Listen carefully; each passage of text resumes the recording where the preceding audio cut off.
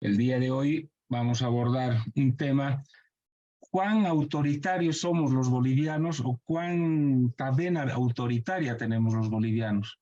Y hoy vamos a conocer algunos estudios que se han hecho al respecto, algunas encuestas, análisis, por tres estudiosos del tema, que nos va a permitir determinar cuán cierto es que el autoritarismo, conflicto y polarización en Bolivia es real, cuán proclives somos los bolivianos al autoritarismo y tolerantes a la violencia a la violencia en nuestra cultura política, si esto tiene percepciones diferentes en las regiones, en los diferentes sectores sociales, qué tendencias podemos recoger en las encuestas que se han realizado y cómo anda la confianza institucional y personal de los ciudadanos bolivianos hacia estos temas. Antes de pasar a dar la palabra a nuestros participantes, no sé si de los expositores quieren hacer algún comentario complementario y en base a todas las exposiciones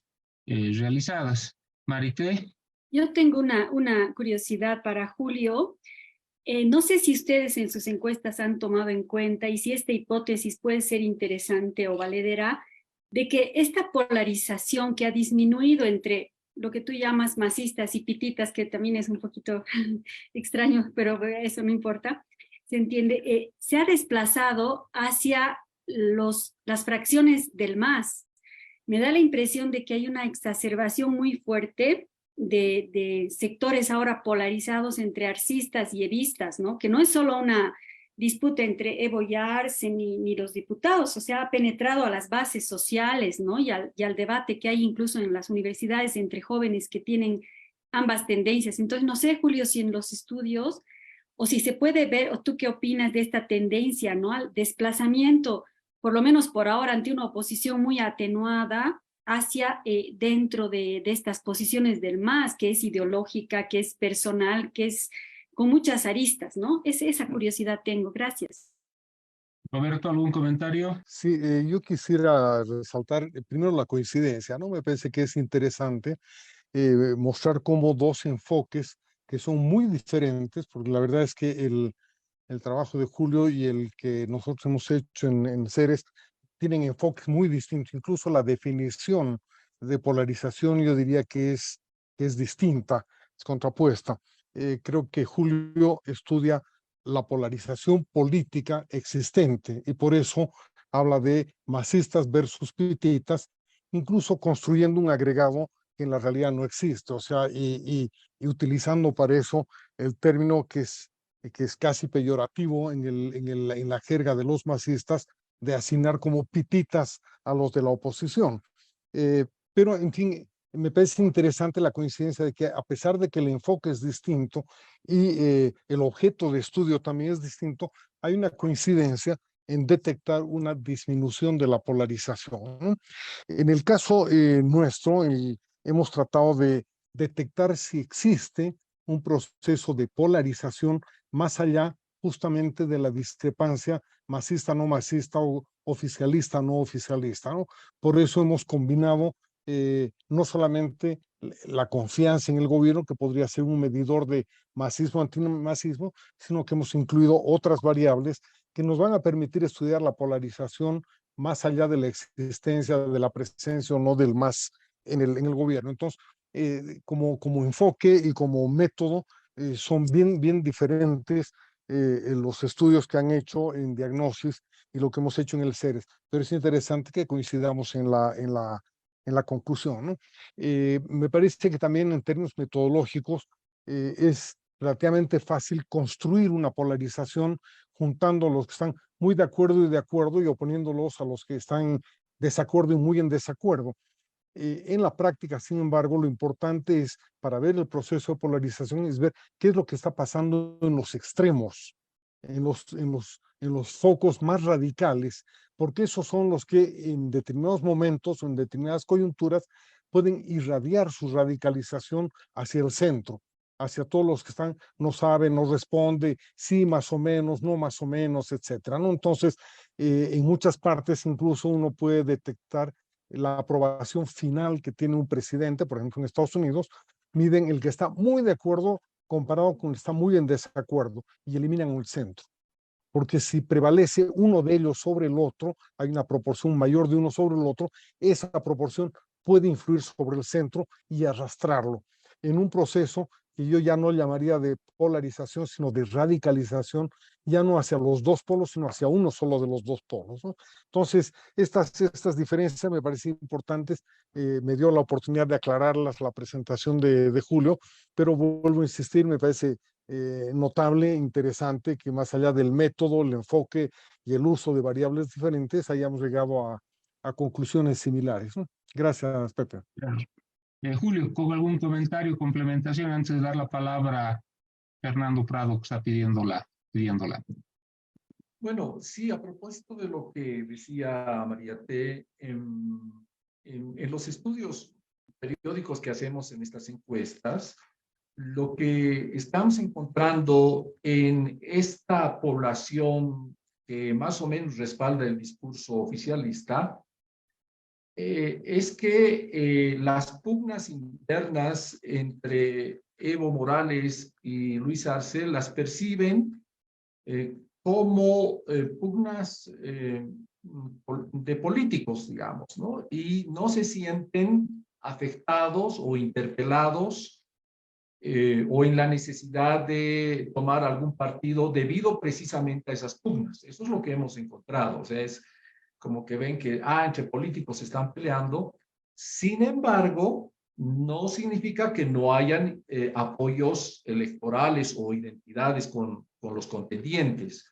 Lo que hemos encontrado es que el sector pobreza, especialmente en los valles y un poco en los altiplanos, o sea, los más pobres, se identifican más con la figura de Evo Morales, lo apoyan más y piensan votar por él, digamos, ¿no? En nuestros cálculos tiene por el momento una intención de voto cercana al 10%.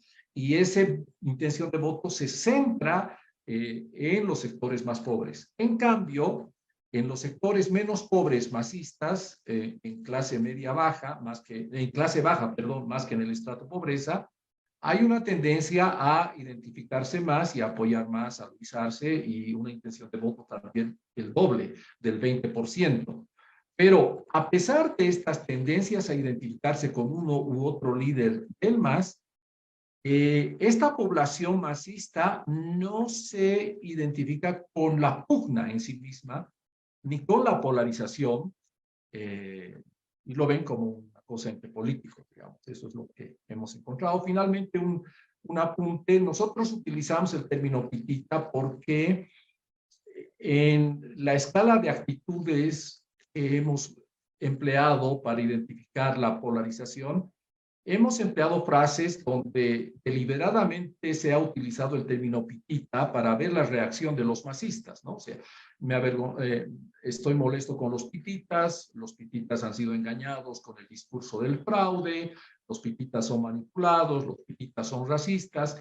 Entonces, es por esa razón, porque en la construcción de la escala de polarización se ha empleado el término pitita, que utilizamos a modo de designación estos términos masistas y pititas, ¿no? Pero que, como dice Roberto, no necesariamente son una realidad social, sino son una construcción a partir de las frases utilizadas para la medición de actitudes. Fernando, tu micrófono. Yo quería hacer un aporte. Me parece que la disminución de la polarización en el MAS debe tener una explicación más bien en un aumento de la polarización interna que hay en el MAS. Yo percibo así ese fenómeno. Es decir, porque su problema ya no es tanto las pititas, sino su problema es el problema interno. Y ahí es donde se están jugando su futuro.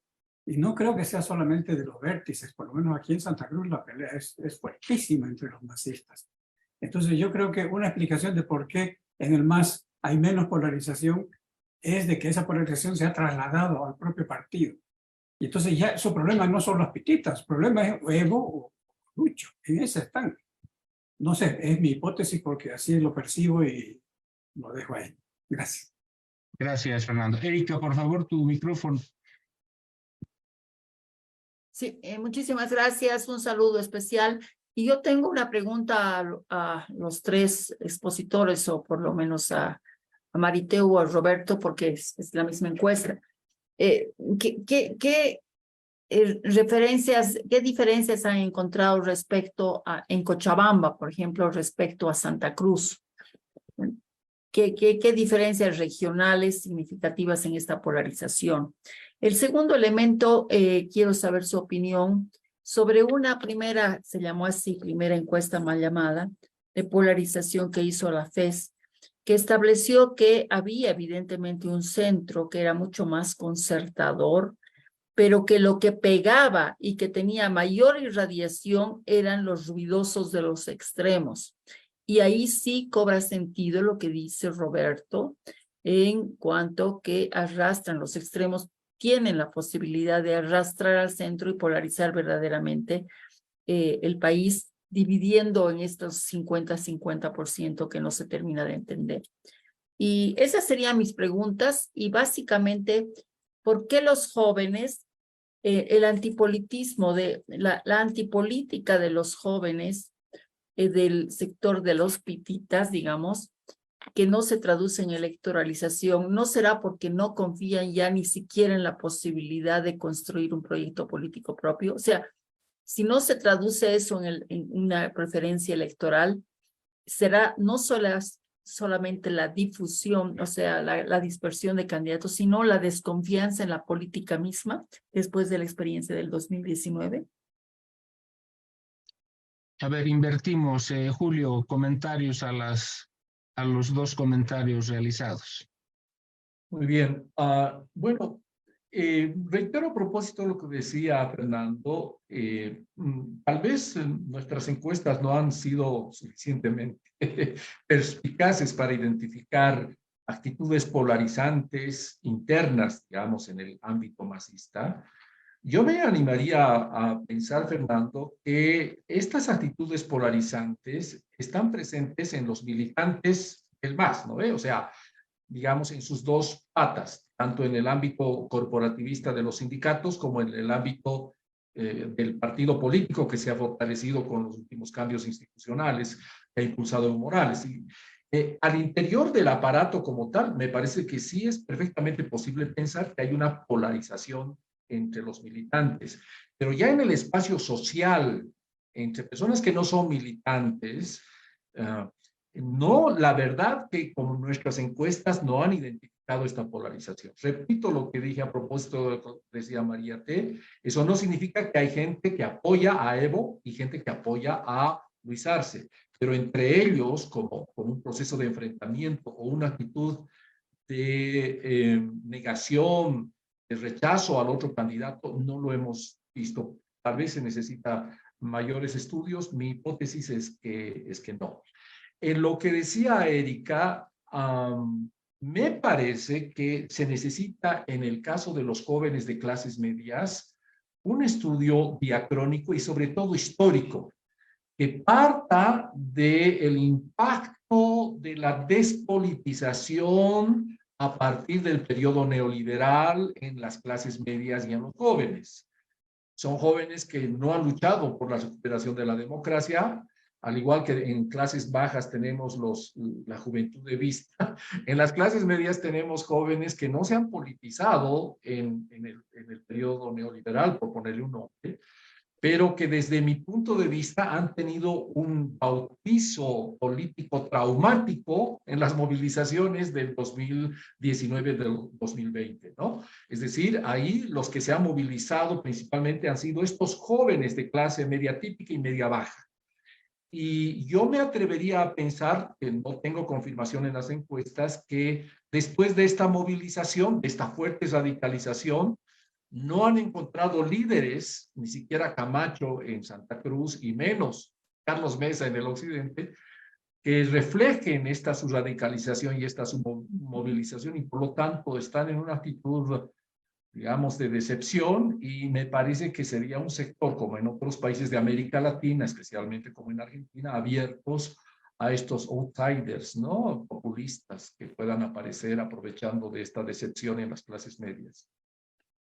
Gracias, Julio. Marité, ¿algún comentario que merezca tu parte sobre las consultas realizadas? Muy breve. creo que, bueno, Erika se refiere a esta encuesta de la FES y la CAS, ¿no? Que salió hace poco con la Universidad Católica, creo, sobre polarización. Y claro, lo que ahí se veía era que este centro, digamos que es no indiferente, pero que está ahí como expectante, era muy ancho, o sea, como alrededor del 70%, y los sectores que tenían una identidad política clara y radical eran 15% a cada lado. En nuestra encuesta, esa radicalidad es de 10% en un caso y 8% en otro. Digamos, hay la misma lógica.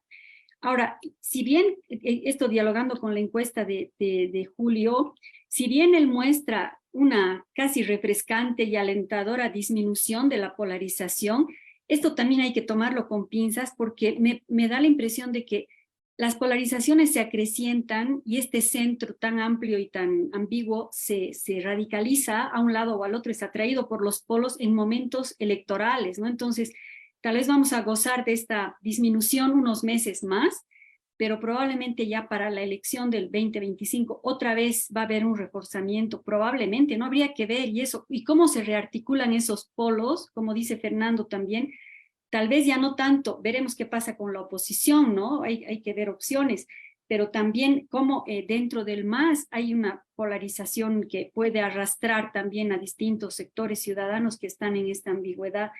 Entonces, lo que me parece sí muy preocupante y capaz hay que ver en una encuesta más detalladamente es esto que yo un poquito anunciaba en la exposición que ha quedado en la ambigüedad y que Erika lo mencionaba. ¿Será un cuestionamiento al régimen democrático o es un cuestionamiento dentro del régimen democrático a sus administradores o a quienes están ahora haciendo gestión política, ¿no? Eso creo que es bien importante ver porque a mí me resultaría muy poco esperanzador que haya un cuestionamiento a la democracia y que se esté optando por estos gobiernos deliberadamente, ¿no? Autoritarios, digamos.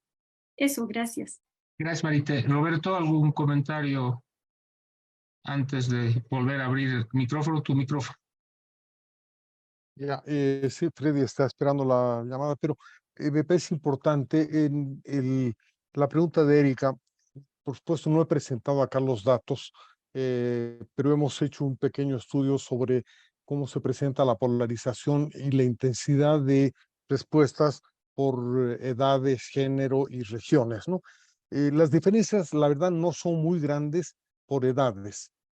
Existe lo que se espera, digamos, si es que las posiciones de los más jóvenes sean un poquito más radicales, más enfáticas y más moderadas las de los mayores, ¿no? Y claro, eso es bastante previsible, digamos, no hay gran diferencia.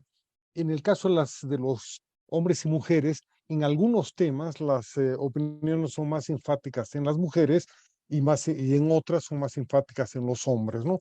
Por ejemplo, en el tema de la confianza interpersonal, las mujeres suelen tener menos confianza.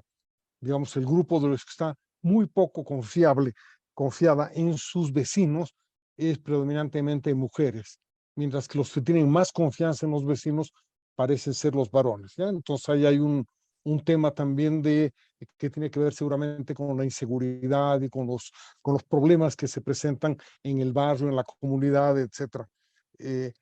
Y en términos regionales también hay una pequeña diferencia. Son más desconfiados los cochabambinos, por ejemplo, ¿no? Y un poquito más radicales en sus posiciones políticas los de La Paz y el Alto, digamos, por decir algunas cosas, ¿no? Pero tampoco son diferencias muy marcadas, ¿no? No hay una agrupación de opiniones de los Cambas y los Collas en dos temas distintos, o de los jóvenes y los mayores en otros temas, ¿no? Y parece en general bastante moderada la situación. El estudio de polarización que hizo la Fundación ARU con la Conrad es un estudio también concentrado en la polarización política. Entonces intenta ver de qué manera la política polariza. Y por supuesto encuentra un dato que es casi tautológico, y es que las minorías, cuando son muy radicales y muy vociferantes, pueden arrastrar a las mayorías. que eso también es bastante conocido, ¿no? Hay un clásico estudio de Norbert Lechner, por ejemplo, sobre el rol de las minorías activas, ¿no? Que muestra cómo una minoría activa, bien organizada, bien vociferante, puede imponer su posición sobre la mayoría. Y en Bolivia la conocemos muy bien también, porque los movimientos sociales nunca han sido mayoritarios, siempre han sido minorías consistentes, vociferantes y que suelen acallar al resto. Y claro, el estudio de la ARU y de Conrad dice exactamente eso, ¿no? Las minorías vociferan y callan a las minorías, a las mayorías y las silencian. Y cuando enfatizan su identidad o su reivindicación, etcétera, oscurecen o invisibilizan otras identidades mayores. Entonces, cuando se movilizan en tanto indígenas, invisibilizan a los bolivianos. Cuando se movilizan en tanto potosinos, invisibilizan la condición nacional, lo cual es también tautológico, eso siempre va a pasar, ¿no? El problema de estos estudios es detectar cuándo están surgiendo condiciones para que estas minorías se impongan sobre las mayorías y en qué temas y en qué áreas aparecen, ¿no? Que ese es un poco el objetivo que hemos tratado de trazar con la idea del el método del índice de polarización, ¿no? Que es concentrar la mirada en los polos más que en lo que pasa sobre el tema. Gracias, Pepe. Gracias, Roberto. Freddy, por favor. Gracias. Un comentario nomás, me corrigen si me equivoco. La tendencia a la polarización ha disminuido en los tres estudios, me parece, ¿no? Lo mismo la tendencia al conflicto, que era el otro parámetro que propusieron para este conversatorio. Y yo inferiría de ahí que también la tendencia al autoritarismo, ¿no? No sé, eso ya es más relativo quizás, pero yo veo, digamos, como decía la María Teresa, con esperanza el futuro, ¿no? Yo pienso que esa disminución, ¿no? puede ser más sostenida en este tiempo, porque el tiempo electoral, a pesar de la electoralización prematura a la que nos ha llevado el masismo, ¿no? va a tardar todavía. Entonces, y es verdad que en el tiempo electoral es natural, digamos, que las estrategias políticas tiendan a la polarización, ¿no? Es además deliberadamente buscado por las fuerzas mayoritarias. Quisieran que hubiera dos nomás y nada más, ¿no? Entonces, yo pienso que eso es natural, pero en general yo pienso, ¿no? Yo pienso de las presentaciones que hay una tendencia, ¿no? Una tendencia de disminución de la polarización, de disminución de la tendencia al conflicto, al bloqueo, como decía específicamente, que es la forma como se manifiesta, y ello conlleva, en mi opinión, también una tendencia de disminución del autoritarismo. Entonces, con esas herramientas yo me lanzo nomás a seguir mi acción política. Gracias. Gracias, Freddy. ¿Algún comentario final? Sí, si me permites, yo quisiera hacer un Sí. comentario. A ver si Ya. alguno de los participantes quisiera hacer uso de la palabra. No, adelante, Roberto. Ya.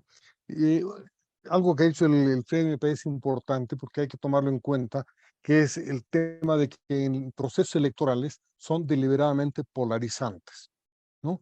Es inevitable que polaricen. Es decir, lo hemos visto hace poco en el Ecuador, el país estaba hiperpolarizado porque había una segunda vuelta.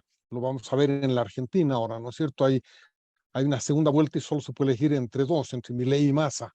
Entonces el país se va a polarizar entre esos dos y la estrategia electoral también es polarizar. El problema no es que se polarice o no se polarice solamente, lo cual es normal, es natural, como dice el Fred. El tema clave que se debe analizar es en torno a qué polarizan.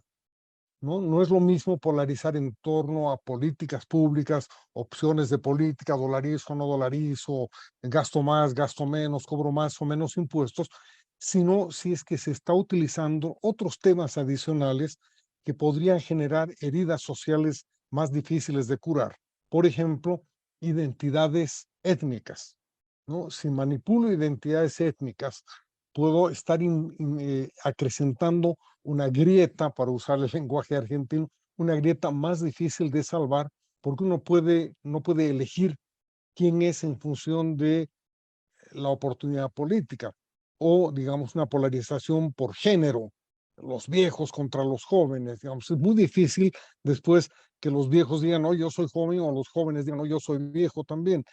Son identidades que generan un mayor riesgo de resolver la polarización, de armonizar, de concertar y de consolidar una democracia basada en el pacto y en el respeto del otro, ¿no? Entonces, tenemos que tener mucho cuidado y estar muy atentos, no solamente sobre la polarización, sino en torno a qué se está intentando polarizar. Y por supuesto, yo creo que ahí hay que tratar de que en un proceso electoral se polarice sobre políticas públicas, sobre opciones de política, y no sobre identidades sociales, y mucho menos sobre identidades que no se pueden manipular, vencer a nivel individual, ¿no?